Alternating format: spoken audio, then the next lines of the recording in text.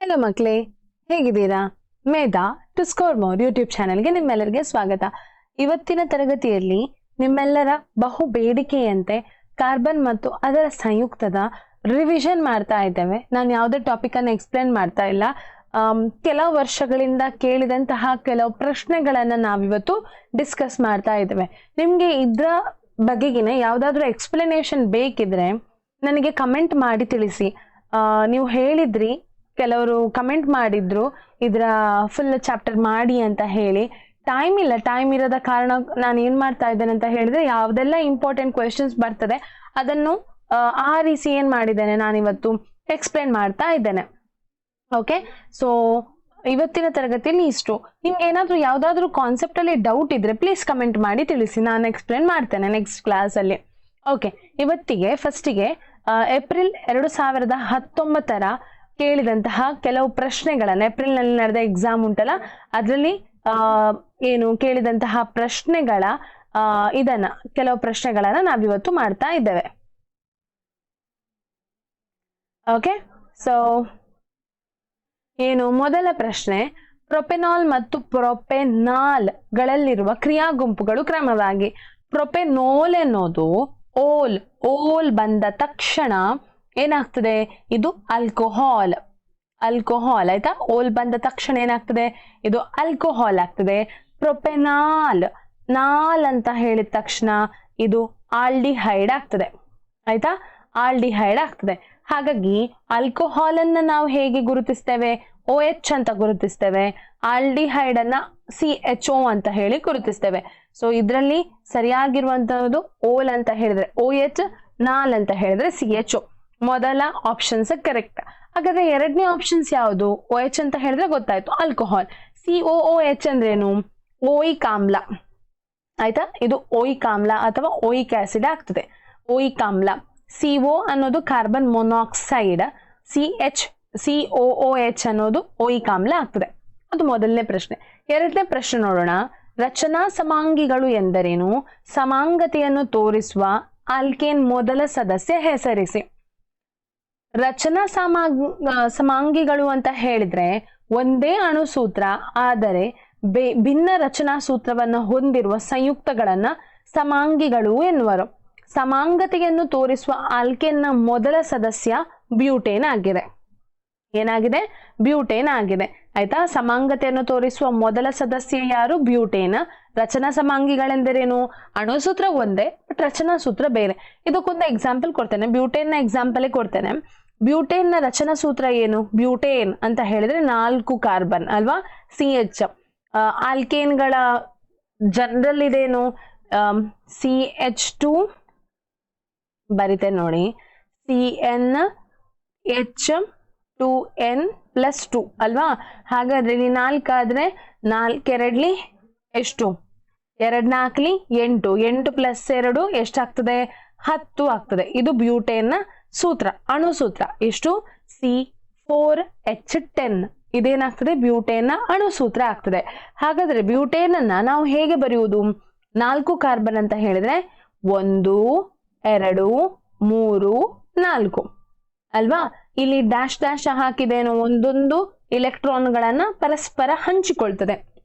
ಹಾಗಾದ್ರೆ ಮೊದಲ ಕಾರ್ಬನ್ ಅಲ್ಲಿ ನೋಡಿ, ನಿಮ್ಗೆ ಗೊತ್ತಿರುವ ಪ್ರಕಾರ ಕಾರ್ಬನ್ ಅಲ್ಲಿ 4 ಫ್ರೀ ಇಲೆಕ್ಟ್ರಾನ್ಗಳಿವೆ ನೋಡಿ.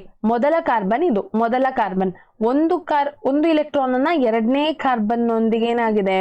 ಹಂಚಿಕೊಂಡಿದೆ. ಹಾಗಾದ್ರೆ ಉಳಿದದೆಷ್ಟು? 3 ಅಲ್ವಾ. ಆ 3 ಕಡೆಗಳಲ್ಲಿ ಏನಾಗ್ತದೆ? ಹೈಡ್ರೋಜನ್ ಗುಂಪು ಸೇರ್ತದೆ. ಅಂದ್ರೆ ಹೈಡ್ರೋಜನ್ ಏನಾಗ್ತದೆ?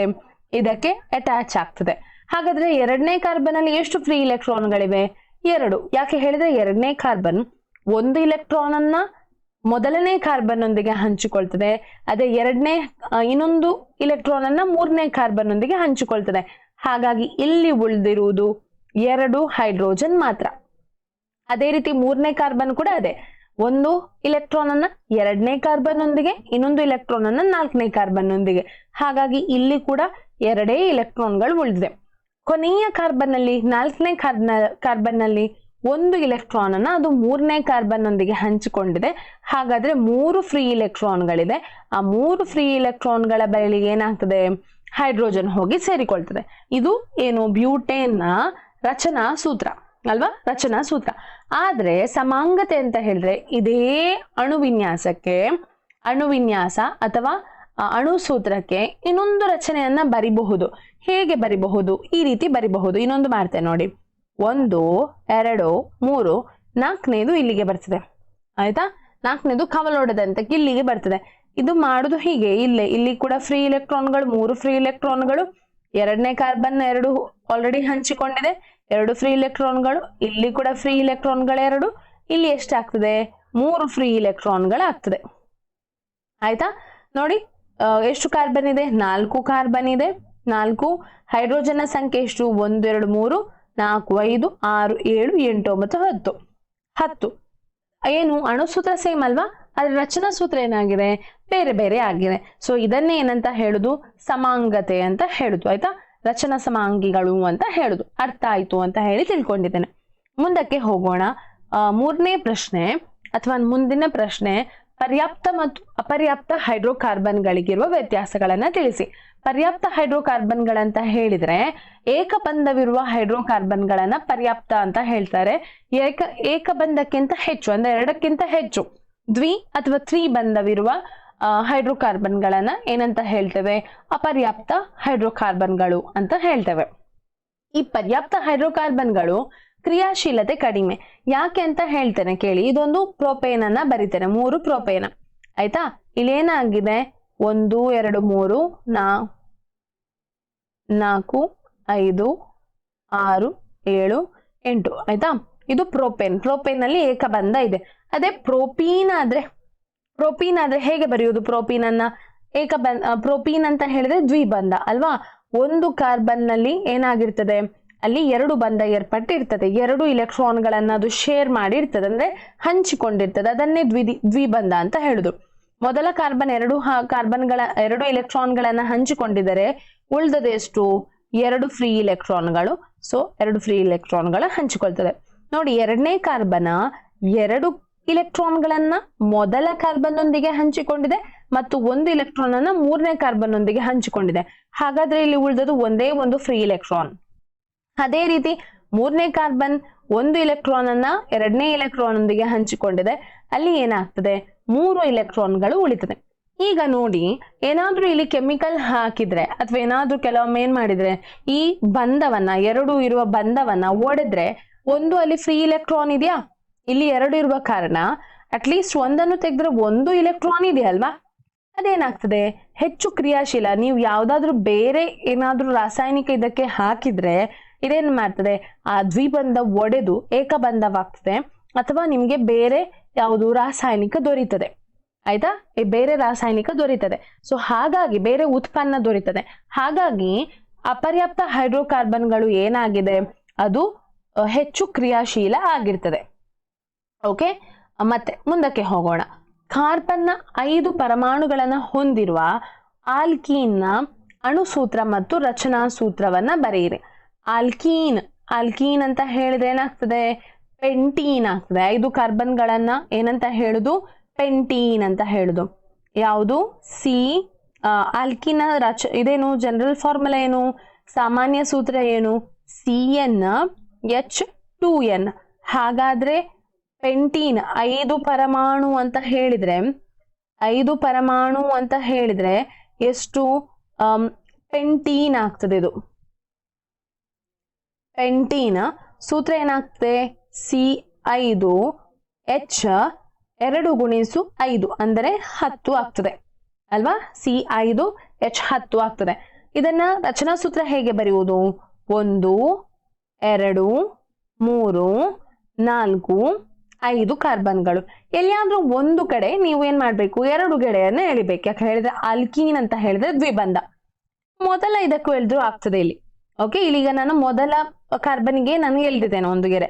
ಹಾಗಾದ್ರೆ ಮೊದಲ ಕಾರ್ಬನ್ 2 ಇಲೆಕ್ಟ್ರಾನ್ಗಳನ್ನ 2ನೇ ಕಾರ್ಬನ್ ಒಂದಿಗೆ ಅದು ಏನ್ ಮಾಡ್ತದೆ? ಹಂಚಿಕೊಳ್ಳುವ ಕಾರಣ 4 ಫ್ರೀ ಇಲೆಕ್ಟ್ರಾನ್ಗಳಲ್ಲಿ 2 ಆಲ್ರೆಡಿ ಸೆಕೆಂಡ್ ಅಂದ್ರೆ 2ನೇ ಕಾರ್ಬನ್ ನೊಂದಿಗೆ ಹಂಚಿಕೊಂಡಿದೆ.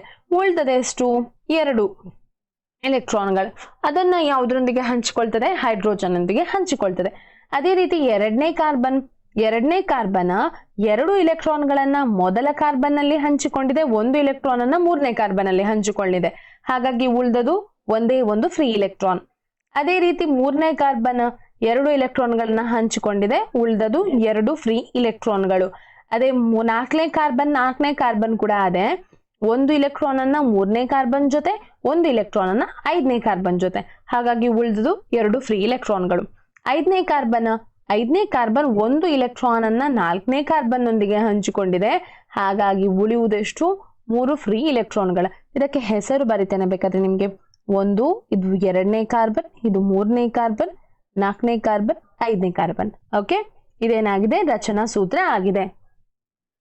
ಇಷ್ಟು ಅರ್ಥ ಆಯ್ತಲ್ವಾ? ಮುಂದಕ್ಕೆ ಹೋಗೋಣ. ಮತ್ತಿನ ಪ್ರಶ್ನೆ, ಎಥೆನಾಲ್ ಅನ್ನು ಎಥೆನೋಯಿಕ್ ಆಮ್ಲವಾಗಿ ಹೇಗೆ ಪರಿವರ್ತಿಸಬಹುದು? ಎಥೆನಾಲ್ ಅನ್ನು, ನಾಲ್ ಅಂತ ಹೇಳಿದ್ರೆ ಆಲ್ಕೋಹಾಲ್ ಅನ್ನ ಎಥೆನೋಯಿಕ್ ಆಸಿಡ್ ಆಮ್ಲವಾಗಿ ಪರಿವರ್ತನೆ ಮಾಡುವುದು ಹೇಗೆ? ಇದಕ್ಕೆ ಏನ್ ಹಾಕಿದಾಗ ಅದು ಆಮ್ಲ ಆಗ್ತದೆ? ಎಥೆನಾಲ್ಗೆ ಪ್ರತ್ಯಾಮ್ಲೀಯ ಪೊಟ್ಯಾಷಿಯಂ ಪರ್ ಮ್ಯಾಂಗನೇಟ್ ಅಥವಾ ಆಮ್ಲೀಯ ಪೊಟ್ಯಾಷಿಯಂ ಡೈಕ್ರೋಮೇಟ್. ಪೊಟ್ಯಾಷಿಯಂ ಪರ್ ಮ್ಯಾಂಗನೇಟ್ ಅಂತ ಹೇಳಿದ್ರೆ ಅದರ ಸೂತ್ರ KMnO4 ಆಯ್ತಾ? KMnO4. ಆಮ್ಲೀಯ ಪೊಟ್ಯಾಷಿಯಂ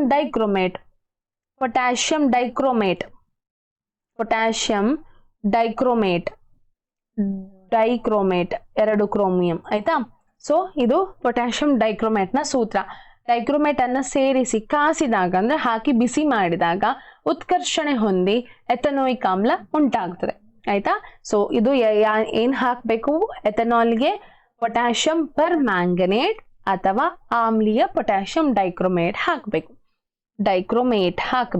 ಇಲ್ಲಿ ಕ್ರೋಮೇಟ್ 4O4.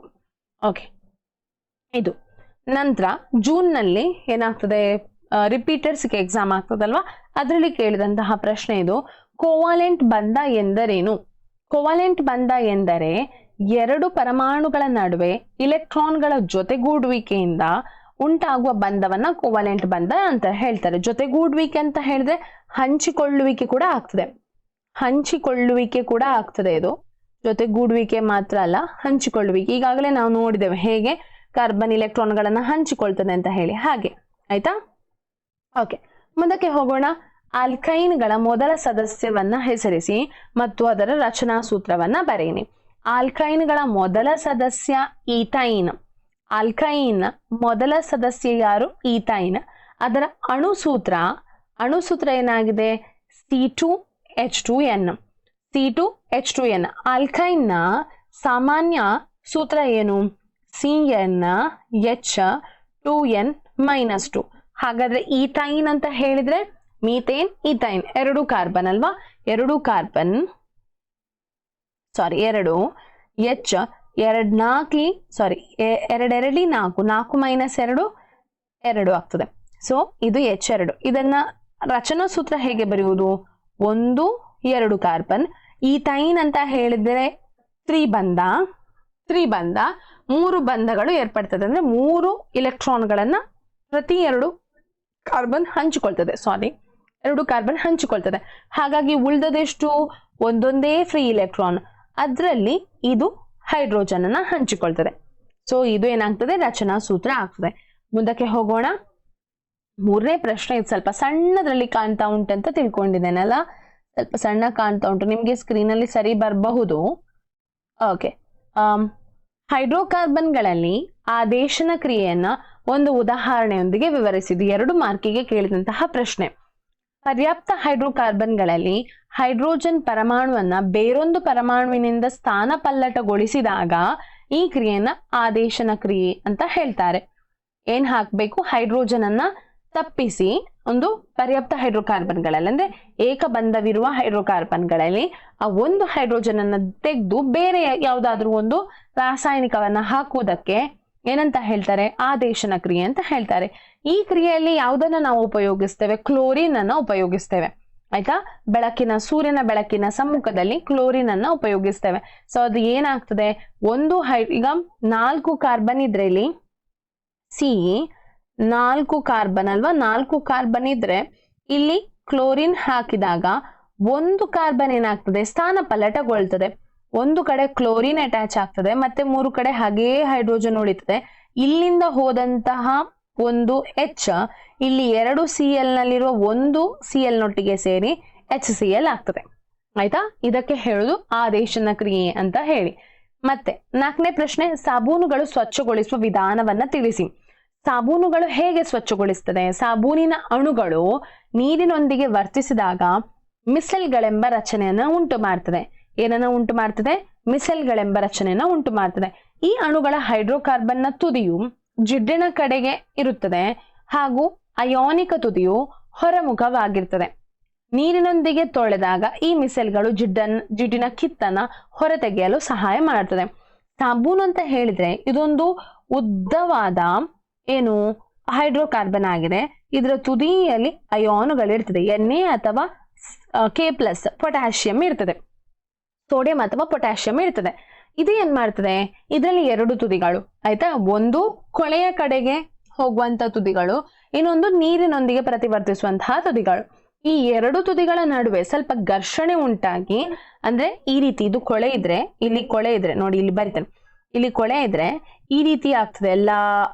ಎಲ್ಲ ಇದನ್ನ ಮಿಸೆಲ್ಗಳು ಅಂತ ಹೇಳುದು. ಆಯ್ತಾ? ಈ ರೀತಿ ಉಂಟಾಗುವುದನ್ನ ಏನಂತ ಹೇಳ್ತಾರೆ? ಮಿಸೆಲ್ಗಳು ಅಂತ ಹೇಳ್ತಾರೆ. ಹಾಗಾಗಿ ನೀರು ನಾವು ಸೋಪ್ ಹಾಕಿ ತೊಳೆದಾಗ ಇದೆಲ್ಲ ಏನ್ ಮಾಡ್ತದೆ? ಜಿಡ್ಡಿನ ಅಂಶವನ್ನ ಬಟ್ಟೆಯಿಂದ ತೆಗಿತದೆ. ನಂತರ ಮುಂದಕ್ಕೆ ಹೋಗೋಣ. ಪರ್ಯಾಪ್ತ ಮತ್ತು ಅಪರ್ಯಾಪ್ತ ಹೈಡ್ರೋಕಾರ್ಬನ್ಗಳ 2 ನಿರ್ದಿಷ್ಟ ಗುಂಪುಗಳ ಸಾಮಾನ್ಯ ಸೂತ್ರವು CnH2n ಆಗಿದೆ. N3 ಆದಾಗ ಪ್ರತಿಯೊಂದು ಗುಂಪಿನ ಸದಸ್ಯರ ರಚನಾ ಸೂತ್ರವನ್ನ ಬರೆಯಿರಿ. N3 ಆದಾಗ ಅಂತ ಹೇಳಿದ್ರೆ ಅದು ಪ್ರೋಪೇನ್ ಆಗ್ತದೆ ಅಲ್ವಾ? ಪ್ರೋಪೇನ್ ಆಗ್ತದೆ. ಸೊ ಪ್ರೋಪೇನ್ ಅನ್ನ ಬರೆಯುವುದು. ಪರ್ಯಾಪ್ತ ಹೈಡ್ರೋಕಾರ್ಬನ್ ಪ್ರೋಪೇನ್ ಬರ್ದು, ಮತ್ತೊಂದು ಅಪರ್ಯಾಪ್ತ, 3 ಆಲ್ಕೈನ್ಗಳು ಅಲ್ವಾ? ಆಲ್ಕೈನ್ಗಳು ಅಂತ ಕೇಳಿದ್ದಾರೆ. ಆಲ್ಕೈನ್ಗಳು ಮಾಡ್ಬೋದು, ಆಲ್ಕೀನ್ಗಳನ್ನ ಮಾಡ್ಬೋದು. ಇಲ್ಲಿ ಪ್ರೋಪೇನ್ ಮತ್ತು ಪ್ರೋಪೀನ್, ಇಲ್ಲಿ ಪ್ರೋಪೇನ್, ಇದನ್ನ ಸೈಕ್ಲೋಪ್ರೋಪೇನ್ ಮಾಡೋದಕ್ಕಿಂತ ಇಲ್ಲಿ ಪ್ರೋಪೀನ್ ಮಾಡಬಹುದಿತ್ತು. 1 2 3 ಈ ರೀತಿ. ಆಯ್ತಾ? ಇದು ಪರ್ಯಾಪ್ತ, ಅದು ಅಪರ್ಯಾಪ್ತ. ಒಂದು ಕಡೆ ಏನಾಗಿದೆ? ದ್ವಿಬಂಧ ಏರ್ಪಟ್ಟಿದೆ. ಸೊ ಹೀಗೆ ನಾನು ಆಗ ಹೇಳಿದ ಹಾಗೆ ಮಾಡ್ಬೋದು ನಿಮ್ಗೆ. ಓಕೆ, ಮುಂದಕ್ಕೆ ಹೋಗೋಣ. 2020ರಲ್ಲಿ ಕೇಳಿದಂತಹ ಪ್ರಶ್ನೆಗಳ ಇವುಗಳಲ್ಲಿ ಪರ್ಯಾಪ್ತ ಹೈಡ್ರೋಕಾರ್ಬನ್ಗೆ ಒಂದು ಉದಾಹರಣೆ. ನಿಮ್ಗೆ ಗೊತ್ತುಂಟು, ಸೂತ್ರ ಉಪಯೋಗಿಸ್ಬೇಕು ನೀವೀಗ. ಆಯ್ತಾ? CnH2n ಅಂತ ಹೇಳಿದ್ರೆ ಏನಾಗ್ತದೆ? 2 2 4 4 + 2 ಇದು ಆಲ್ಕೇನ್ ಆಗ್ತದೆ. ಆಯ್ತಾ? ಇದೇನಾಗ್ತದೆ? ಆಲ್ಕೇನ್ ಆಗ್ತದೆ. ಆಲ್ಕೇನ್ ಅಂತ ಹೇಳಿದ್ರೆ ಇದರ ಹೆಸರೇನಾಗ್ತದೆ? ಈಥೇನ್ ಆಗ್ತದೆ. ಇದು ಈಥೇನ್. C3H4 C3 ಅಂತ ಹೇಳಿದ್ರೆ 3 ಕಾರ್ಬನ್, 3 2 6, 6ರಿಂದ 2 ತೆಗಿಬೇಕು. ಇದು ಯಾವುದು? ಇದು ಪ್ರೋಪೈನ್ ಆಗ್ತದೆ. ಪ್ರೋಪೈನ್ ಅಂತ ಹೇಳಿದ್ರೆ ಇದು ಆಲ್ಕೈನ್. ಆಯ್ತಾ? ಇದು ಅಪರ್ಯಾಪ್ತ ಹೈಡ್ರೋಕಾರ್ಬನ್ ಆಗ್ತದೆ. ಇದು C2H2 2 2 4, 4ರಿಂದ 2 ತೆಗೆದಿದ್ದಾರೆ. CH2 ಬರ್ಬೇಕಾದ್ರೆ 4ರಿಂದ 2 ತೆಗೆದಿದ್ದಾರೆ. ಹಾಗಾಗಿ ಇದು ಕೂಡ ಏನಾಗ್ತದೆ? ಇದು ಕೂಡ ಈಥೈನ್ ಆಗ್ತದೆ. ಈಥೈನ್. ಇದು ಕೂಡ ಆಲ್ಕೈನ್. ಆಲ್ಕೈನ್. ಇದು 2 2 4, ಇದು ಆಲ್ಕೀನ್ ಅಂದ್ರೆ ಈಥೀನ್. ಈಥೀನ್. ಇದು ಆಲ್ಕೀನ್ ಆಗ್ತದೆ. ಸೊ ಏನಾಗ್ತದೆ? ಇದರಲ್ಲಿ ಎಲ್ಲವೂ ಅಪರ್ಯಾಪ್ತ, ಉಳಿದದ್ದು ಒಂದೇ ಪರ್ಯಾಪ್ತ, ಅದು C2H6. ಅನುರೂಪ ಶ್ರೇಣಿಯಲ್ಲಿರುವ 3 ಕಾರ್ಬನ್ ಸಂಯುಕ್ತಗಳ ಅಣುಸೂತ್ರಗಳು C2H6, C3H8, C4H10 ಆಗಿವೆ. ಈ ಸಂಯುಕ್ತಗಳಿಗೆ ಸೂಕ್ತವಾದ ಸಾಮಾನ್ಯ ಅಂದ್ರೆ ನೋಡಿ, 2 2 ಸೂತ್ರ ಇರೋದು. ಒಂದು ಆಲ್ಕೇನ್ ನ ಸೂತ್ರ CnH2n+2, ಆಲ್ಕೀನ್ ನ ಸೂತ್ರ CnH2n, ಆಲ್ಕೈನ್ ನ ಸೂತ್ರ CnH2n-2. ಆಯ್ತಾ? ಪ್ರತಿಯೊಂದಕ್ಕೂ ನೀವು 2ರಿಂದ ಗುಣಿಸಲೇಬೇಕು. ಕಾರ್ಬನ್ನ ಸಂಖ್ಯೆ ಎಷ್ಟಿರ್ಲಿ ಅದನ್ನು ಯಾವ್ದಕ್ಕೆ ಗುಣಿಸಬೇಕು? 2ರಿಂದ ಗುಣಿಸಲೇಬೇಕು. ಸೊ ನೀವು ಮೊದಲಿಗೆ ನೋಡ್ಬೇಕಾದದ್ದು ಕಾರ್ಬನ್ನ ಸಂಖ್ಯೆ. ಇಲ್ಲಿ 2 ಇದ್ರೆ 2 2 4, 4 + 6 ಸಿಗ್ಬೇಕಾದ್ರೆ +2 ಆಗಿದೆ ಅಲ್ವಾ? +2 ಅಂತ ಹೇಳಿದ್ರೆ ಏನಾಗ್ತದೆ? ಎಲ್ಲದರಕ್ಕೂ 3 2 6 6 8 ಸಿಗ್ಬೇಕಾದ್ರೆ +2 ಆಗಿದೆ. ಇಲ್ಲಿ ಕೂಡ 4 2 8 10 ಸಿಗ್ಬೇಕಾದ್ರೆ +2 ಅನ್ನ ಆಡ್ ಮಾಡಿದ್ದಾರೆ. ಸೊ ಹಾಗಾಗಿ ಇಲ್ಲಿ ನೋಡಿ +2 ಇದು ಡಿ ಕರೆಕ್ಟ್ ಆಪ್ಷನ್ ಆಗಿದೆ. ಮುಂದಕ್ಕೆ ಹೋಗೋಣ. ಇದು ಆಲ್ರೆಡಿ ಡಿಸ್ಕಸ್ ಮಾಡಿದ್ದೇವೆ ನಾವು ಅಲ್ವಾ? ಓಕೆ, ಸಂಕಲನ ಮತ್ತು ಆದೇಶನ ಕ್ರಿಯೆಗಳನ್ನು ಒಂದು ಉದಾಹರಣೆ ಸಹಾಯದಿಂದ ವಿವರಿಸಿ. C2H6 ನ ಆದೇಶನ ಕ್ರಿಯೆಗೆ ಒಳಪಡುತ್ತದೆ, ಆದರೆ ಸಂಕಲನ ಕ್ರಿಯೆಗೆ ಒಳಪಡುವುದಿಲ್ಲ, ಏಕೆ? ಅಪರ್ಯಾಪ್ತ ಹೈಡ್ರೋಕಾರ್ಬನ್ಗಳನ್ನ ಕ್ರಿಯಾವರ್ಧಕಗಳ ಸಮ್ಮುಖದಲ್ಲಿ, ಕ್ರಿಯಾವರ್ಧಕ ಅಂತ ಹೇಳಿದ್ರೆ ಕ್ಯಾಟಲಿಸ್ಟ್ ಅಂತ ಹೇಳ್ತೇವೆ. ಕ್ರಿಯಾವರ್ಧಕ ಅಂತ ಹೇಳಿದ್ರೆ ನೀವು ಏನಾದ್ರೂ ಕೆಮಿಕಲ್ ಅದಕ್ಕೆ ಹಾಕಿದಾಗ, ಕೆಲವು ಕೆಮಿಕಲ್ಗಳನ್ನ ಹಾಕಿದಾಗ ಅದು ನಾವು ಯಾವ ಕೆಮಿಕಲ್ಗೆ ಹಾಕ್ತೇವೆ ಅದರೊಂದಿಗೆ ಪ್ರತಿವರ್ತಿಸುವುದಿಲ್ಲ. ಆದ್ರೆ ಅದೇನ್ ಮಾಡ್ತದೆ ಅಂತ ಹೇಳಿದ್ರೆ ಕ್ರಿಯಾವರ್ಧಕ ಆ ರಾಸಾಯನಿಕ ಕ್ರಿಯೆಯನ್ನ ಬೇಗ ಮಾಡ್ತದೆ ಅಥವಾ ಕಡಿಮೆ ಸ್ಲೋ ಅಲ್ಲಿ ಮಾಡ್ತದೆ. ಆಯ್ತಾ? ಅದು ಕ್ರಿಯಾವರ್ಧಕಗಳ ಕೆಲಸ.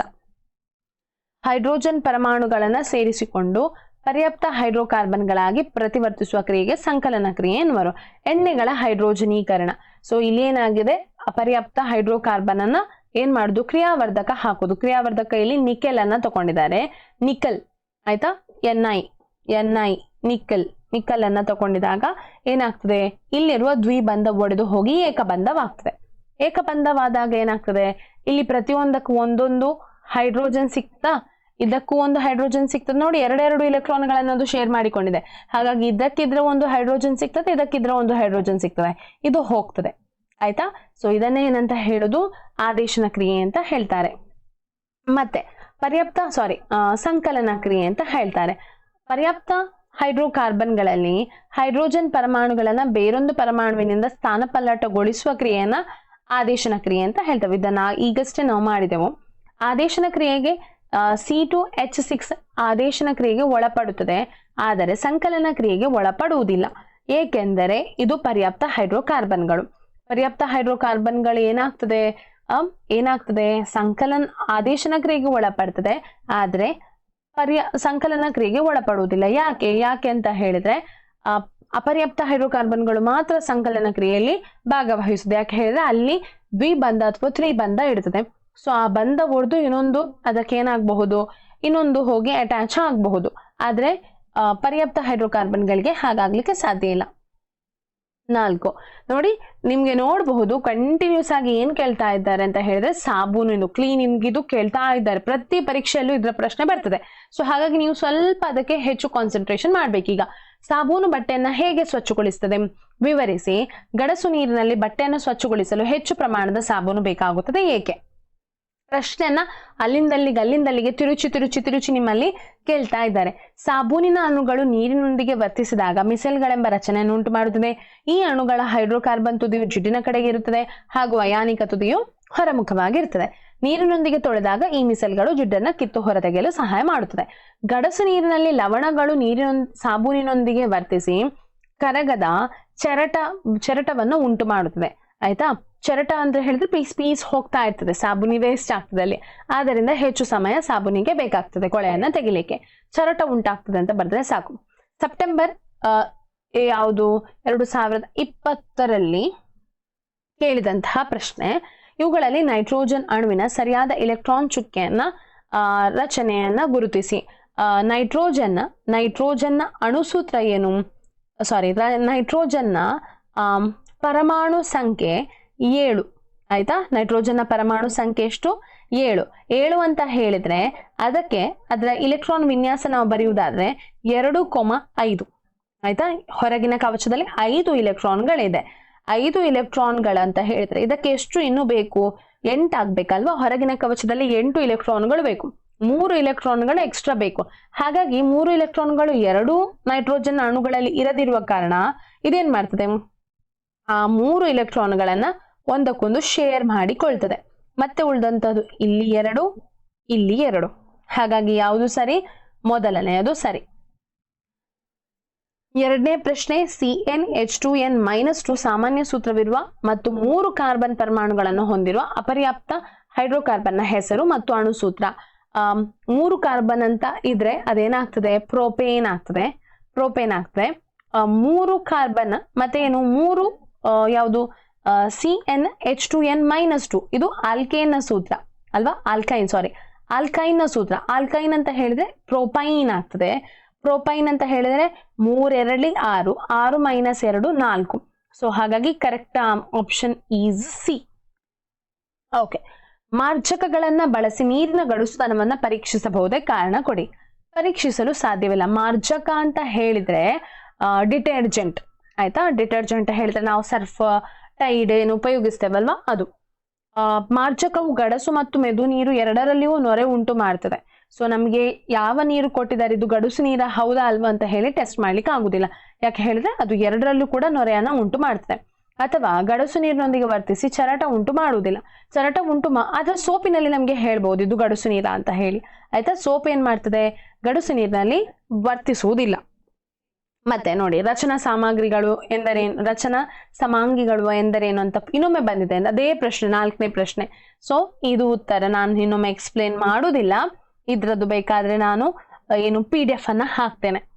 5ನೇ ಪ್ರಶ್ನೆ ನೋಡಿ, ಆಲ್ಕೋಹಾಲ್ ಮತ್ತು ಕಾರ್ಬಾಕ್ಸಿಲಿಕ್ ಆಮ್ಲಗಳ ನಡುವಿನ ವ್ಯತ್ಯಾಸವನ್ನ ಪ್ರಾಯೋಗಿಕವಾಗಿ ಹೇಗೆ ಪತ್ತೆ ಹಚ್ಚುವಿರಿ?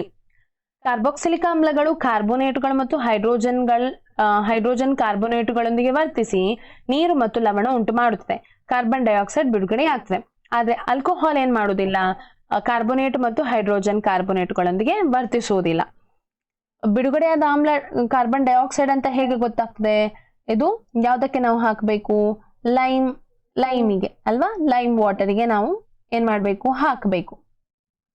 ಓಕೆ, ನೆಕ್ಸ್ಟ್ ಪ್ರಶ್ನೆಗೆ ಹೋಗೋಣ. ಜುಲೈ 5, 2021 ಪ್ರಶ್ನೆ, ಮಾದರಿಯಲ್ಲಿ ಬಂದಂತಹ ಪ್ರಶ್ನೆ ಆಯ್ತಾ. ಮಾದರಿ ಪ್ರಶ್ನೆ ಪತ್ರಿಕೆಯಲ್ಲಿ ಕೇಳಿದಂತಹ ಪ್ರಶ್ನೆ. ಒಂದು ಬೆನ್ಝೀನ್ ಅಣುವಿನ ರಚನೆಯಲ್ಲಿರುವ ಏಕಬಂಧಗಳು ಮತ್ತು ದ್ವಿಬಂಧಗಳ ಸಂಖ್ಯೆ. ಏಕಬಂಧಗಳು ಎಷ್ಟಿರ್ತದೆ? 9 ಏಕಬಂಧಗಳು ಇರ್ತದೆ. ಅದೇ 3 ದ್ವಿಬಂಧಗಳು ಇರ್ತದೆ. ಬೆನ್ಝೀನ್ನ ರಚನೆ ಹೀಗೆ ಅಲ್ವಾ, 1 2 3 4 5 6 ಆಯ್ತಾ.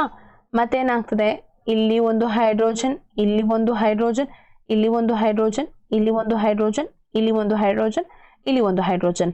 ಇದರ ಸೂತ್ರ C6H6. C6H6. ಎಷ್ಟು ಏಕಬಂಧ ಇದೆ ನೋಡಿ, ನಾನು ಪೆನ್ಸಿಲ್ ಬೇರೆ ಕಲರ್ ಉಪಯೋಗಿಸ್ತೇನೆ. 1 2 3 4 5 6 7. Okay okay okay okay okay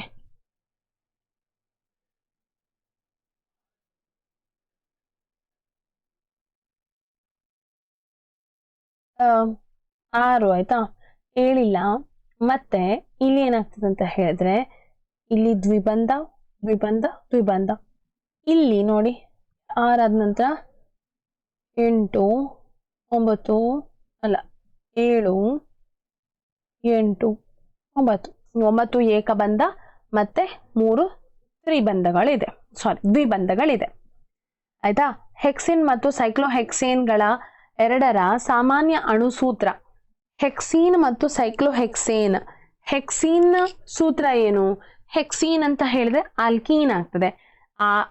C2CnH2n ಅಲ್ವಾ. ಸೈಕ್ಲೋಹೆಕ್ಸೀನ್ ಕೂಡ ಅದೇ ರೀತಿ, ಅಂದ್ರೆ ಅದು ಹೆಕ್ಸೀನ್ಗಳು ಮತ್ತು ಆಲ್ಕೀನ್ಗಳು ಸೈಕ್ಲೋ ಸೂತ್ರ ಇದೆ ಅಲ್ವಾ. ಸೈಕ್ಲಿಕ್ ಸೂತ್ರಗಳು ಮತ್ತು ಆಲ್ಕೀನ್ಗಳು ಒಂದೇ ಸಾಮಾನ್ಯ ಸೂತ್ರ ಹೊಂದಿದೆ, ಅಂದ್ರೆ ಇದೆ ಈ ರೀತಿ. 1 2 3 4 5 6 1 2 3 4 5 6 7 8 9 10 11 12 ಇದು ಆಯ್ತಾ. ಓಕೆ, ಪ್ರೊಪೆನಾಲ್ ನ ರಚನಾ ಸೂತ್ರ. ಪ್ರೊಪೆನಾಲ್ ಅಂತ ಹೇಳಿದ್ರೇನು? ಪ್ರೊಪೆನಾಲ್ ಆಲ್ಕೋಹಾಲ್ ಅಲ್ಲ. ಪ್ರೊಪೆನಾಲ್ ಅಂತ ಹೇಳಿದ್ರೆ ಆಲ್ಡಿಹೈಡ್. ನೋಲ್ ಅಂತ ಹೇಳಿದ್ರೆ ಏನಾಗ್ತದೆ? ಓಲ್ ಅಂತ ಹೇಳಿದ್ರೆ ಅದು ಆಲ್ಕೋಹಾಲ್ ಆಗ್ತದೆ. ನಾಲ್ ಅಂತ ಹೇಳಿದ್ರೆ ಆಲ್ಡಿಹೈಡ್ ಆಗ್ತದೆ. ಸೊ ಹಾಗಾಗಿ ಇದು correct answer. C double bond O H ಇದ್ರೆ ಆಯ್ತಾ. ಡಬಲ್ ಬಾಂಡ್ ಅಂತ ಹೇಳಿದ್ರೆ ದ್ವಿಬಂಧ ಇದ್ದು. ಓಕೆ, ನೆಕ್ಸ್ಟ್ ಪ್ರಶ್ನೆಗೆ ಹೋಗೋಣ. ಗಡಸು ನೀರಿನಲ್ಲಿ ಬಟ್ಟೆಗಳನ್ನು ಸ್ವಚ್ಛಗೊಳಿಸಲು ಮಾರ್ಜಕಗಳನ್ನು ಬಳಸುವುದು ಹೆಚ್ಚು ಸೂತ್ರ. ಯಾಕೆ ಹೇಳಿದ್ರೆ ಇದು ಚರಟಗಳನ್ನು ಉಂಟು ಮಾಡುವುದಿಲ್ಲ ಅಂತ ಹೇಳಿ. ಒಂದು ಅನುರೂಪ ಶ್ರೇಣಿಯಲ್ಲಿರುವ ಹೈಡ್ರೋಕಾರ್ಬನ್ಗಳ ಗುಂಪಿನ ಮೊದಲ ಸದಸ್ಯನ ಅಣುಸೂತ್ರ CH4 ಆದರೆ ನಾಲ್ಕನೇ ಸದಸ್ಯನ ಅಣುಸೂತ್ರ ಕಂಡುಹಿಡಿದು ಅದರ ಎರಡು ರೀತಿಯ ರಚನಾ ವಿನ್ಯಾಸಗಳನ್ನ ಬರೆಯಿರಿ. ಇದು ಇದು ಒಂದಾದ್ರೆ ನಾಲ್ಕನೇ ಸದಸ್ಯ ಏನಾಗ್ತದೆ? C4H 2 4 8 8 + 2 10 ಬ್ಯೂಟೇನ್ ಆಗ್ತದೆ ಆಯ್ತಾ. ಇದರ ಅಣುಸೂತ್ರ ಎರಡು ರೀತಿಯ ಅಣುಸೂತ್ರ, ಒಂದು ಈ ರೀತಿ ಮತ್ತೊಂದು ಇದು. ಇದು ಯಾವುದಕ್ಕೆ ಉದಾಹರಣೆ? ರಚನಾ ಸಮಾಂಗಿಗಳಿಗೆ ಉದಾಹರಣೆ ಆಯ್ತಾ. ರಚನಾ ಸಮಾಂಗಿಗಳಿಗೆ ಏನಾಗ್ತದೆ? ಇದು ಉದಾಹರಣೆ ಆಗ್ತದೆ. ಓಕೆ, ನೆಕ್ಸ್ಟ್ ಪ್ರಶ್ನೆ ನೋಡಿ. ಈಥೀನ್ ಅಣುವಿನ ರಚನಾ ವಿನ್ಯಾಸವನ್ನ ಬರೆಯಿರಿ. ಈಥೀನ್ ಅಂತ ಹೇಳಿದ್ರೆ ಏನು? 2 ಕಾರ್ಬನ್ಗಳು ದ್ವಿಬಂಧ ಆಯ್ತಾ, ಅಲ್ಲಿ ಕಾಣ್ತದೆ ನಿಮಗೆ. ಮತ್ತೆ ರಚನಾ ಸಮಾಂಗಿಗಳೆಂದರೇನು? ಬ್ಯೂಟೇನ್ ಅಣುಸೂತ್ರ ಮತ್ತು ರಚನಾ ವಿನ್ಯಾಸವನ್ನ ಬರೀರಿ. ಇನ್ನೊಮ್ಮೆ ಕೇಳಿದ್ದಾರೆ, ನಾನು ಎಕ್ಸ್ಪ್ಲೇನ್ ಮಾಡುವುದಿಲ್ಲ. ಅದೇ ರೀತಿ ನೆಕ್ಸ್ಟ್ ಪ್ರಶ್ನೆ ಏನಂತ ಹೇಳಿದ್ರೆ ಕೆಟನೀಕರಣ ಎಂದರೇನು? ಇದು ಇಂಪಾರ್ಟೆಂಟ್. ಕೆಟನೀಕರಣ ಅಂತ ಹೇಳಿದ್ರೆ ಕಾರ್ಬನ್ ಮತ್ತು ಕಾರ್ಬನ್ ಪರಮಾಣುಗಳೊಂದಿಗೆ ಸಹವ್ಯಾಲೆನ್ಸಿಯ ಬಂಧಗಳನ್ನು ಏರ್ಪಡಿಸಿ ಬೃಹತ್ ಅಣುಗಳನ್ನು ಉಂಟು ಮಾಡುವ ಕ್ರಿಯೆಗೆ ಕೆಟನೀಕರಣ ಅಂತ ಹೇಳ್ತಾರೆ. ಆಲ್ಕೀನ್ಗಳ ಸಾಮಾನ್ಯ ಸೂತ್ರ ಕೇಳಿದ್ದಾರೆ, ಸೊ ಅದನ್ನ ಬರೆಯುವುದು. ಕೆಟನೀಕರಣ 1 ಮಾರ್ಕಿಗೆ ಯಾವಾಗಲೂ ಬರುವಂತಹ ಪ್ರಶ್ನೆ, ಸ್ವಲ್ಪ ಜಾಗ್ರತೆಯಿಂದ ಇದ್ದು ನೋಡಿಕೊಳ್ಳಿ. ಮತ್ತೆ ಜೂನ್ 2022ಕ್ಕೆ ಕೇಳಿದ್ದು ಪ್ರೊಪೆನಾಲ್ ಅಲ್ಲಿ ಕಂಡುಬರುವ ಏಕಬಂಧದ ಸಂಖ್ಯೆ. ಪ್ರೊಪೆನಾಲ್ ಅಂತ ಹೇಳಿದ್ರೆ ಆಲ್ಡಿಹೈಡ್ ಆಗ್ತದೆ. ಏಕಬಂಧದ ಸಂಖ್ಯೆ ನೀವು ಇದನ್ನ ಮಾಡಬೇಕಾಗ್ತದೆ. ಪ್ರೊಪೆನಾಲ್ ಅಂತ ಹೇಳಿದ್ರೆ ಪ್ರೊಪೇನ್ ಮೀಥೇನ್ ಈಥೇನ್ ಪ್ರೊಪೇನ್ ಅಂತ ಹೇಳಿದ್ರೆ 3 ಕಾರ್ಬನ್ಗಳು ಹೀಗೆ ಹಾಕುದು. ಮತ್ತೆ ಒಂದು ಕಡೆ ಡಬಲ್ ಬಾಂಡ್ ಓ ಬಂದಿರ್ತದೆ. ಎಷ್ಟು ಸಂಖ್ಯೆ? 1 2 3 4 5 6 7 8 ಏಕಬಂಧಗಳು ಏರ್ಪಡ್ತದೆ. ಪರ್ಯಾಪ್ತ ಮತ್ತು ಅಪರ್ಯಾಪ್ತ ಕಾರ್ಬನ್ ಸಂಯುಕ್ತಗಳ ನಡುವಿನ ಯಾವುದಾದರೂ 2 ವ್ಯತ್ಯಾಸಗಳನ್ನ ತಿಳಿಸಿ. ಇದು ಕೂಡ ಆಗಿದಾಗ ಕೆಳಗಿನ ಸಂಯುಕ್ತಗಳ ರಚನಾ ವಿನ್ಯಾಸವನ್ನ ಬರೆಯಿರಿ. ಬ್ಯೂಟೇನ್ ಮತ್ತು ಬೆನ್ಝೀನ್ ಅನ್ನ ಕೇಳಿದ್ದಾರೆ. ಸೊ ಬೆನ್ಝೀನ್ ಆಗ ನಾನು ತೋರಿಸಿದ್ದೇನೆ, ಬ್ಯೂಟೇನ್ ನಿಮ್ಗೆ ಗೊತ್ತುಂಟು, ಸೊ ಇನ್ನೊಮ್ಮೆ ನಾನು ಎಕ್ಸ್ಪ್ಲೇನ್ ಮಾಡುವುದಿಲ್ಲ. ಓಕೆ ನೋಡಿ, ಸೈಕ್ಲೋಪ್ರೋಪೇನ್ಗಳ ಸಾಮಾನ್ಯ ಸೂತ್ರ CnH2n ಮತ್ತು ಇದರ ಮೊದಲ ಸದಸ್ಯ ಸೈಕ್ಲೋಪ್ರೋಪೇನ್ ಆಗಿದೆ. ಈ ಅನುರೂಪ ಶ್ರೇಣಿಯಲ್ಲಿನ 4ನೇ ಸದಸ್ಯನ ಅಣುಸೂತ್ರ ಮತ್ತು ರಚನಾ ಸೂತ್ರ ವಿನ್ಯಾಸವನ್ನ ಬರೆಯಿರಿ. ಪ್ರೋಪೇನ್ ಒಂದನೇದಾದ್ರೆ ಆಯ್ತಾ, ಪ್ರೋಪೇನ್ ಆದ್ರೆ ನೆಕ್ಸ್ಟ್ ಬರುವುದು ಬ್ಯೂಟೇನ್ ಆಯ್ತಲ್ವಾ. ಅನಂತರ ಬರುವುದು ಯಾವುದು? ಪೆಂಟೇನ್ ಮೂರನೇದು. ಅನಂತರ ಬರುವುದು ಯಾವುದು? ಹೆಕ್ಸೇನ್ ಅಂತ ಹೇಳಿದ್ರೆ 6 ಕಾರ್ಬನ್ ಸೈಕ್ಲೋಹೆಕ್ಸೇನ್ ಅನ್ನ ಬರೆಯುವುದು ಮತ್ತು ಅದರ ರಚನಾ ಸೂತ್ರವನ್ನ ಬರೆಯುವುದು ಈ ರೀತಿ. ಓಕೆ, ಅದು ನಾನು ಆಗ್ಲೇ ಎಕ್ಸ್ಪ್ಲೇನ್ ಮಾಡಿದ್ದೇನೆ. ಹೈಡ್ರೋಜನೀಕರಣ ಎಂದರೇನು? ಎಥೆನಾಲ್ ಅನ್ನ ಹೈಡ್ರೋಜನೀಕರಣ ಎಂದರೇನು ಅಂತ ಕೇಳಿದ್ದಾರೆ. ಹೈಡ್ರೋಜನೀಕರಣ ಅಂತ ಹೇಳಿದ್ರೆ ಅಪರ್ಯಾಪ್ತ ಹೈಡ್ರೋಕಾರ್ಬನ್ಗಳನ್ನು ನಿಕೆಲ್ ಅಥವಾ ಪೆಲಾಡಿಯಂ ನಂತಹ ಕ್ರಿಯಾವರ್ಧಕದ ಸಮ್ಮುಖದಲ್ಲಿ ಹೈಡ್ರೋಜನ್ ಅನ್ನ ಸೇರಿಸಿ ಪರ್ಯಾಪ್ತ ಹೈಡ್ರೋಕಾರ್ಬನ್ಗಳಾಗಿ ಪ್ರತಿವರ್ತಿಸುವ ಕ್ರಿಯೆಗೆ ಹೈಡ್ರೋಜನೀಕರಣ ಎನ್ನುವರು. ಇದನ್ನ ಏನಂತ ಕರೀತಾರೆ? ಇನ್ನೊಂದು ಕ್ರಿಯೆ ಸಂಕಲನ ಕ್ರಿಯೆ ಅಂತ ಕೂಡ ಕರೀತಾರೆ ಆಯ್ತಾ. ಸಂಕಲನ ಕ್ರಿಯೆ ಅಂತ ಹೇಳಿ ಕರೀತಾರೆ. ಮತ್ತಿದನ್ನ ಇನ್ನೊಂದು ಹೆಸರು ಹೈಡ್ರೋಜನೀಕರಣ ಅಂತ ಹೇಳಿ, ಇದಾಗಲೇ ನಾನು ಎಕ್ಸ್ಪ್ಲೇನ್ ಮಾಡಿದ್ದೇನೆ. ಎಥೆನಾಲ್ ಅನ್ನ ಹೇಗೆ ಉತ್ಕರ್ಷಿಸಲಾಗುತ್ತದೆ ಇದನ್ನು ಕೂಡ ನಾವು ಆಗೇನ್ ಮಾಡಿದ್ವಿ? ಎಕ್ಸ್ಪ್ಲೇನ್ ಮಾಡಿದ್ವಿ ಅಲ್ವಾ. ಹಾಗಾಗಿ ಇನ್ನೊಮ್ಮೆ ನಾನು ಎಕ್ಸ್ಪ್ಲೇನ್ ಮಾಡುವುದಿಲ್ಲ. ನೋಡಿ, ಪ್ರಶ್ನೆಗಳು ರಿಪೀಟ್ ಆಗ್ತಾ ಇರ್ತದೆ. ನಿಮ್ಗೆ ಒಂದು ಐಡಿಯಾ, ನಿಮ್ಗೆ ಯಾವ ರೀತಿ ಪ್ರಶ್ನೆಗಳು ಬರ್ತದೆ, ಎಷ್ಟು ಪ್ರಶ್ನೆಗಳು ಬರ್ತದೆ, ಮತ್ತೆ ನೋಡಿ ರಿಪೀಟ್ ಆಗುವಂತಹ ಪ್ರಶ್ನೆಗಳು ಯಾವುದು, ಇದನ್ನೆಲ್ಲ ಹೆಚ್ಚು ಸ್ವಲ್ಪ ಗಮನ ಇಟ್ಟು ಕಲಿಬೇಕು ನೀವು. ಸಾಬೂನುಗಳು ಸ್ವಚ್ಛಗೊಳಿಸುವ ಪ್ರಕ್ರಿಯೆನ ವಿವರಿಸಿ, ಅದನ್ನು ಕೂಡ ನಾವು ಎಕ್ಸ್ಪ್ಲೇನ್ ಮಾಡಿ ಆಯ್ತು. ಇನ್ನೊಮ್ಮೆ ನಾನು ಎಕ್ಸ್ಪ್ಲೇನ್ ಮಾಡುವುದಿಲ್ಲ. ಗಡಸು ನೀರಿನಲ್ಲಿ ಬಟ್ಟೆಗಳನ್ನ ಸ್ವಚ್ಛಗೊಳಿಸಲು ಮಾರ್ಜಕಗಳನ್ನ ಬಳಸುವುದು ಹೆಚ್ಚು ಸೂಕ್ತ. ಏಕೆಂದರೆ ಇದು ಚರಟಗಳನ್ನ ಉಂಟು ಮಾಡುವುದಿಲ್ಲ ಅಂತ ಹೇಳಿ. ಇದಾಗ್ಲೇ ಆಯ್ತು. ನೋಡಿ, ಕೆಳಗಿನ ಕಾರ್ಬನ್ ಸಂಯುಕ್ತಗಳಲ್ಲಿ ಅಪರ್ಯಾಪ್ತ ಹೈಡ್ರೋಕಾರ್ಬನ್ಗಳನ್ನ ಗುರುತಿಸಿ ಮತ್ತು ಅವುಗಳ ರಚನಾ ವಿನ್ಯಾಸವನ್ನ ಬರೆಯಿರಿ. ಅಪರ್ಯಾಪ್ತ ಅಂತ ಹೇಳಿದ್ರೇನು? ಡಬಲ್ ಬಾಂಡ್ ಅಥವಾ ಟ್ರಿಪಲ್ ಬಾಂಡ್ ಇರುವಂತಹದ್ದು ಅಲ್ವಾ. ಡಬಲ್ ಬಾಂಡ್ ಇದು ಏನು? ಅಪರ್ಯಾಪ್ತ. ಪರ್ಯಾಪ್ತದ ಸೂತ್ರ ಏನು? ಪರ್ಯಾಪ್ತದ ಸೂತ್ರ CnH2n+2 ಆಯ್ತಾ. ಇಲ್ಲಿ 6 ಇದ್ರೆ 12 ಆಗ್ತದೆ. ಇದಲ್ಲ, ಇದು ಅಪರ್ಯಾಪ್ತ. ಮತ್ತೆ 10 10ರಲ್ಲಿ ಇದು ಪರ್ಯಾಪ್ತ ಆಯ್ತಾ. ಇದೇನಾಗ್ತದೆ, ಇದು ಗೊತ್ತಿಲ್ಲ, ಇದು ಪರ್ಯಾಪ್ತ, ಇದೇನಾಗ್ತದೆ ಅಪರ್ಯಾಪ್ತ. ಸೊ ಅಲ್ಲಿ ಬರೆಯೋದು. ಮತ್ತೆ ಅವುಗಳ ರಚನಾ ವಿನ್ಯಾಸವನ್ನ ಬರೆಯಿರಿ. ರಚನಾ ವಿನ್ಯಾಸ ಅಂತ ಹೇಳಿದ್ರೆ C6H6 ರಚನಾ ವಿನ್ಯಾಸ ಇಲ್ಲಿದೆ. ಹಾಗೆ C2H2 ಅಂತ ಹೇಳಿದ್ರೆ ಅಲ್ಲಿ 3 ಕಾರ್ಬನ್ಗಳು ಬಂಧ ಏರ್ಪಟ್ಟಿದೆ, ಹಾಗಾಗಿ 2 ಹೈಡ್ರೋಜನ್ಗೆ ಜಾಗ ಇದೆ ಅಲ್ಲಿ. ಸೊ ಇದಿಷ್ಟು. ಮುಂದಕ್ಕೆ ಹೋಗೋಣ. ಎಸ್ಟರೀಕರಣ ಮತ್ತು ಸಾಬೂನೀಕರಣ ಕ್ರಿಯೆಗಳ ನಡುವಿನ ವ್ಯತ್ಯಾಸವನ್ನ ತಿಳಿಸಿ. ಎಸ್ಟರೀಕರಣ ಅಂತ ಹೇಳಿದ್ರೆ ಆಮ್ಲ ಮತ್ತು ಆಲ್ಕೋಹಾಲ್ಗಳ ನಡುವಿನ ಕ್ರಿಯೆಯಿಂದ ಎಸ್ಟರ್ಗಳನ್ನ ತಯಾರಿಸಲಾಗ್ತದೆ, ಆಮ್ಲ ಮತ್ತು ಆಲ್ಕೋಹಾಲ್ ಆಯ್ತಾ. ಸಾಬೂನೀಕರಣ ಅಂತ ಹೇಳಿದ್ರೇನು, ಕಾರ್ಬಾಕ್ಸಿಲಿಕ್ ಆಮ್ಲದೊಂದಿಗೆ ಪ್ರತ್ಯಾಮ್ಲಗಳು ವರ್ತಿಸುವಂತೆ ಮಾಡಿ ಸಾಬೂನು ತಯಾರಿಸುವ ಕ್ರಿಯೆ ಆಯ್ತಾ. ಪ್ರತ್ಯಾಮ್ಲ ವರ್ತಿಸುವಂತೆ ಮಾಡಿ ಸಾಬೂನು ತಯಾರಿಸುವ ಕ್ರಿಯೆನ ಏನಂತ ಹೇಳ್ತಾರೆ, ಸಾಬೂನೀಕರಣ ಅಂತ ಹೇಳ್ತಾರೆ. ಆಕ್ಸಿಜನ್ ಅಣುವಿನ ಇಲೆಕ್ಟ್ರಾನ್ ಚುಕ್ಕೆ ವಿನ್ಯಾಸವನ್ನ ಬರೆಯಿರಿ. ಇದೀಗಲೇ ನಾನು ಕ್ಲಾಸಲ್ಲಿ ಎಕ್ಸ್ಪ್ಲೇನ್ ಮಾಡಿದ್ದೇನೆ ಒಮ್ಮೆ, ಚುಕ್ಕೆ ವಿನ್ಯಾಸ ಆಗಿದೆ ಅಲ್ವಾ. ಓಕೆ, ಡೌಟ್ ಇದ್ರೆ ಅದನ್ನು ನೋಡಿ. ಕಾರ್ಬನ್ ಪರಮಾಣುವು C-4 ಆನಯಾನ್ಗಳನ್ನ C+4 ಕ್ಯಾಟಯಾನ್ಗಳನ್ನ ಉಂಟು ಮಾಡುವುದಿಲ್ಲ. ಏಕೆ 4 ಇಲೆಕ್ಟ್ರಾನ್ಗಳನ್ನ ಇದು ಏನ್ ಮಾಡುವುದಿಲ್ಲ, ಪಡೆದುಕೊಳ್ಳುವುದಿಲ್ಲ, ಹಾಗೆ ಕಳೆದುಕೊಳ್ಳುವುದೂ ಇಲ್ಲ. ಯಾಕೆ ಅಂತ ಎಕ್ಸ್ಪ್ಲೇನ್ ಮಾಡಿದ್ದೇನೆ ನಾನು ತರಗತಿಯಲ್ಲಿ, ಒಮ್ಮೆ ನೋಡಿಕೊಳ್ಳಿ. ಮತ್ತೆ ಮೋಸ್ಟ್ ಲೈಕ್ಲಿ ಕ್ವೆಶನ್ಸ್ ಫಾರ್ 2024 ಯಾವುದನ್ನ ಕೇಳಬಹುದು ಅಂತ ಹೇಳಿ. ಸೈಕ್ಲೋಪೆಂಟೇನ್ಗಳ ಅಣುಸೂತ್ರ ಮತ್ತು ಇಲೆಕ್ಟ್ರಾನ್ ಚುಕ್ಕಿ ವಿನ್ಯಾಸವನ್ನ ಬರೀರಿ. ಸೈಕ್ಲೋಪೆಂಟೇನ್ ಅಂತ ಹೇಳಿದ್ರೆ ಹೇಗಿರ್ತದೆ, ಪೆಂಟೇನ್ ಅಂತ ಹೇಳಿದ್ರೆ 5 ಅಣುಸೂತ್ರ ಮತ್ತು ರಚನಾ ಸೂತ್ರ ಇಲ್ಲಿದೆ. ಮತ್ತೆ ಚುಕ್ಕಿ ವಿನ್ಯಾಸ ಕೂಡ ಕೊಟ್ಟಿದ್ದಾರೆ, ಅದನ್ನು ನೋಡಿಕೊಳ್ಳಿ ನೀವು ಹೇಗೆ ಮಾಡುದಂತ ಹೇಳಿ. ಎಕ್ಸ್ಪ್ಲೇನ್ ಮಾಡಬೇಕಾದಂತಹ ಪರಿಸ್ಥಿತಿ ಇಲ್ಲ ಅಂತ ತಿಳ್ಕೊಳ್ತದೆ. Okay, next question. ಪೆಂಟೇನ್ಗೆ ಎಷ್ಟು ಬಗೆಯ ರಚನಾ ಸಮಾಂಗಿಗಳನ್ನ ಬರೆಯಬಹುದು? ನೋಡಿ ಈ ರೀತಿ, ಒಂದು ಉದ್ದಕ್ಕೆ, ಮತ್ತೊಂದೇನು ಕವಲೊಡೆದಂತೆ, ಮತ್ತೊಂದನ್ನ ಅಲ್ಲಿಂದ ತೆಗೆದು ಇನ್ನೊಂದು ಕೆಳಗೆ ಮಾಡುದು. ಸೊ ಹಾಗಾಗಿ ಏನಾಗ್ತದೆ, ಈ ರೀತಿ ನಿಯೋಪೆಂಟೇನ್ ಮತ್ತು ಐಸೋಪೆಂಟೇನ್ ಅಂತ. ಎಥನಾಲ್ ಸಂಯುಕ್ತವು 2 ಕಾರ್ಬನ್ ಪರಮಾಣುಗಳನ್ನ ಮತ್ತು ಹೆಕ್ಸನಾಲ್ ಸಂಯುಕ್ತವು 6 ಕಾರ್ಬನ್ ಪರಮಾಣುಗಳನ್ನ ಹೊಂದಿದ್ದರೂ 2 ಸಂಯುಕ್ತಗಳು ಒಂದೇ ರಾಸಾಯನಿಕ ಗುಣವನ್ನು ಹೊಂದಿರಲು ಸಾಧ್ಯವಿಲ್ಲ. ಯಾಕೆ ಇಲ್ಲ? 2 ಸಂಯುಕ್ತಗಳು ಒಂದೇ ಕ್ರಿಯಾ ಗುಂಪನ್ನು ಹೊಂದಿದೆ. ರಾಸಾಯನಿಕ ಗುಣಗಳು ಕಾರ್ಬನ್ ಸರಪಳಿಯ ಉದ್ದ ಮತ್ತು ಸ್ವಭಾವವನ್ನ ಅವಲಂಬಿಸಿರುವುದಿಲ್ಲ. ಆಯ್ತಾ?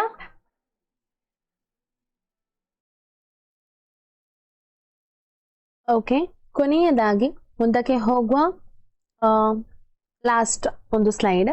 ಅಣುಸೂತ್ರ ಮತ್ತು ಅಣುರಾಶಿಯನ್ನು ಆಧರಿಸಿ ಪ್ರೊಪೇನ್ ಮತ್ತು ಬ್ಯೂಟೇನ್ಗಳು ಅಣುಶ್ರೇಣಿಯ ಸಂಯುಕ್ತಗಳೆಂದು ಸಾಧಿಸಿ. ಅಣುಸೂತ್ರ ಮತ್ತೆ ಅಣುರಾಶಿಯನ್ನ ಕಂಡುಹಿಡಿಯುವುದು ಹೇಗೆ ಅಂತ ಗೊತ್ತಿರಬಹುದು ನಿಮ್ಗೆ. ಕಾರ್ಬನ್ ಏನು ಪರಮಾಣು ಇದಕ್ಕೆ ಗುಣಿಸ್ಬೇಕು ಅಲ್ವಾ, ಎಷ್ಟು ಅಣುಗಳಿದೆ ಅಂತ ಹೇಳಿ ಮಾಡಿದಾಗ ಅಣುರಾಶಿ ಸಿಗ್ತದೆ ನಮಗೆ. ಅನುರೂಪ ಶ್ರೇಣಿಗಳಂತ ಹೇಳಿದ್ರೆ 2 ಅನುಕ್ರಮ ಸಂಯುಕ್ತಗಳ ಅಣುಸೂತ್ರದಲ್ಲಿನ ವ್ಯತ್ಯಾಸ CH2 ಆಗಿದ್ದರೆ ಮತ್ತು ಅಣುರಾಶಿಗಳ ವ್ಯತ್ಯಾಸ 14U ಆಗಿದ್ದರೆ ಅವುಗಳನ್ನ ಅನುರೂಪ ಶ್ರೇಣಿಯ ಸಂಯುಕ್ತಗಳಂತ ಹೇಳ್ತಾರೆ. ಆಯ್ತಾ? ಸೊ ಅಂದ್ರೆ ಅಣುರಾಶಿ ಹೇಗೆ ಕಂಡುಹಿಡಿಯುವುದು ಅಂತ ಹೇಳಿದ್ರೆ C3H8 ಅಲ್ವಾ. ಇದರ ಅಣುರಾಶಿ ಎಷ್ಟು ಕಾರ್ಬನ್ನು 12 ಗುಣಿಸು 3 ಪ್ಲಸ್ 1 ಗುಣಿಸು 8. ಇದರ ಹೈಡ್ರೋಜನ್ ಅಣುರಾಶಿ 1 ಆಯ್ತಾ. ಅಣು ಎಂತ ಹೇಳುದು, ಮಾಸ್ ನಂಬರ್ ಅಂತ ಹೇಳ್ತಾರಲ್ವಾ. 36 ಪ್ಲಸ್ 8 ಎಷ್ಟಾಗ್ತದೆ? 44 ಅಲ್ವಾ. ಹೀಗೆ ಬರ್ತದೆ 44. ಹಾಗಾದ್ರೆ C4H10 ಅಂತ ಹೇಳಿದ್ರೆ 12 ಗುಣಿಸು 4 ಪ್ಲಸ್ 1 ಗುಣಿಸು 10. 12 4 48 ಪ್ಲಸ್ 10 ಅಂತ ಹೇಳಿದ್ರೆ 58 ಆಗ್ತದೆ. ಇದು ಅಣು ರಾಶಿಯನ್ನ ಕಂಡುಹಿಡಿಯುವುದು ಹೇಗೆ ಅಂತ ಹೇಳಿ. ಇದರ ಮಾಸ್ ನಂಬರ್, ಕಾರ್ಬನ್ ನ ಮಾಸ್ ನಂಬರ್, ಪರಮಾಣು ಸಂಖ್ಯೆ 6, ಇದರ ಮಾಸ್ ನಂಬರ್ ಎಂತ ಹೇಳ್ತಾರೆ, ಅಣು ರಾಶಿ ಅಂತ ಹೇಳ್ತಾರೆ. ಮಾಸ್ ನಂಬರಿಗೆ ಇದು 12, ಇದನ್ನೇ ಡಬಲ್ ಮಾಡುದು ಆಯ್ತಾ. 6 ಡಬಲ್ ಮಾಡಿದಾಗ 12 ಸಿಗ್ತದೆ. ಓಕೆ, ಹೀಗೆ ಇದ್ರದ್ದು ಮಾಸ್ ನಂಬರ್, ಹೈಡ್ರೋಜನ್ ನ ಮಾಸ್ ನಂಬರ್ ಒಂದೇ. ಅದರಲ್ಲಿ ನ್ಯೂಟ್ರಾನ್ಗಳಿರುವುದಿಲ್ಲ, ಪ್ರೋಟಾನ್ ಮಾತ್ರ ಇರುವ ಕಾರಣ ಅದರ ಮಾಸ್ ನಂಬರ್ ಒಂದೇ. ಎಷ್ಟು ಅಣು ಇದೆ ಅಷ್ಟು ಅಣುವಿಂದ ಗುಣಿಸುವುದು, ಮತ್ತೆ 2 ಕೂಡಿಸುವುದು ಆಯ್ತಾ. ಮತ್ತೆ 3 ಕಾರ್ಬನ್ ಪರಮಾಣುಗಳುಳ್ಳ ಆಲ್ಕೋಹಾಲ್ ಮತ್ತು ಆಲ್ಡಿಹೈಡ್ ಹಾಗೂ ಕೀಟೋನ್ಗಳ ಸದಸ್ಯರುಗಳನ್ನ ಹೆಸರಿಸಿ ಅವುಗಳ ರಚನಾ ಸೂತ್ರ ಬರೆಯಿರಿ. ಮೂರು ಕಾರ್ಬನ್ ಅಂತ ಹೇಳಿದ್ರೆ ಅದು ಪ್ರೊಪೆನಾಲ್ ಆಗ್ತದೆ, ಪ್ರೊಪೆನಾಲ್ ಆಗ್ತದೆ, ಪ್ರೊಪೆನೋನ್ ಆಗ್ತದೆ. ಪ್ರೊಪೆನೋನ್ ಕೀಟೋನ್ ಅನ್ನ ಮಿಡಲ್ ಅಲ್ಲಿಯೇ ಹಾಕಬೇಕು, ಡಬಲ್ ಬಾಂಡ್ ಹಾಕಿ ಓ ಹಾಕೋದು, ಅಲ್ಲಿ ಎಚ್ ಹಾಕಕ್ಕೆ ಇಲ್ಲ, ಆಯ್ತಾ. ಮತ್ತೆ ಆಲ್ಡಿಹೈಡ್ ಮತ್ತು ಆಲ್ಕೋಹಾಲ್ ಅನ್ನ ಎಲ್ಲಿ ಬೇಕಾದ್ರೆ ಹಾಕ್ಬಹುದು. ಆಲ್ಕೋಹಾಲ್ ಅಲ್ಲಿ ಓ ಎಚ್ ಒಟ್ಟಿಗೆ ಇರ್ತದೆ, ಮತ್ತೆ ಆಲ್ಡಿಹೈಡ್ ಅಲ್ಲಿ ಡಬಲ್ ಬಾಂಡ್ ಓ ಇರ್ತದೆ, ಮತ್ತೆ ಒಂದು ಹೈಡ್ರೋಜನ್ ಇರ್ತದೆ. ಇದು ಕೀಟೋನ್, ಆಯ್ತಾ. ಇವಿಷ್ಟು ಇವತ್ತಿನ ತರಗತಿಯಲ್ಲಿ. ವಿಡಿಯೋ ಇಷ್ಟ ಆಗಿದ್ರೆ ಲೈಕ್ ಮಾಡಿ, ಶೇರ್ ಮಾಡಿ, ಮತ್ತೆ ಚಾನಲ್ ಅನ್ನ ಸಬ್ಸ್ಕ್ರೈಬ್ ಮಾಡಿ ಅಂತ ಹೇಳ್ತಾ ಎಲ್ಲರಿಗೂ ಧನ್ಯವಾದಗಳು.